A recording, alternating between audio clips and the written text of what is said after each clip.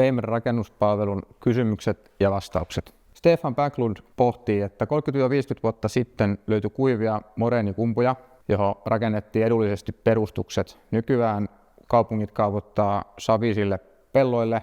Tämä on osittain munkin mielestä ihan totta. Kaupungit haluaa laajentaa taajamia, tehdä uusia asuinalueita. Niin täytyy tehdä sinne, missä tilaa on. Mutta toisaalta puita ei tarvitse kaataa ainakaan talojen edestä pois.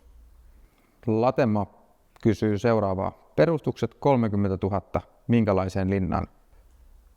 Paalutuksen kanssa, paaluperusta, vähän kulmikkaampi omakotitalo, suurehko 30 000 menee heittämällä, voi mennä jopa 50 000.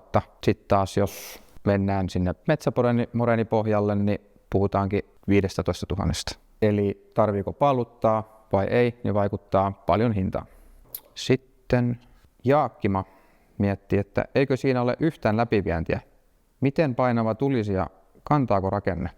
Onteloperustukseen tehdään läpiviennit jälkeenpäin. Timanttiporalla porataan varaukset viemäreille, sähköputkille, kaikille mikä tarvii laatasta läpi viedä. Sitten kantaako painavan takan, jos tulee muudattava painava takka. Tässä tapauksessa rakennesuunnittelija suunnittelee erillisen kantavan tuen ontelolaatan alle. Tällä varmistetaan, että rakenne kestää tulisien painon.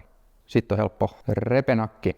Rakennatteko myös tarvittaessa autotalleja? Kyllä, tehdään autotalleja. Meillä on somessa siitä yksi video. Käy kattoo se. Kysy tarvittaessa tarjous. Miksu kysyy, miten on mahdollista rakentaa lähelle rantaviivaa? Yleisesti tulee mieleen 2 pointtia, eli kaavoitus ja kuntien rakennussäädäntö. Eli kaavalla ja alueella on iso vaikutus, miten saat rakentaa. Kettu Keinänen. Nyt on nättiä pytinkiä tulossa. Näitä tarvitaan lisää. Kiitos Keinänen. Kohde on hieno ja näyttävä. Tehdäänkö sullekin? Kiitos Kettu tästä. Kiitos Kettu tästä.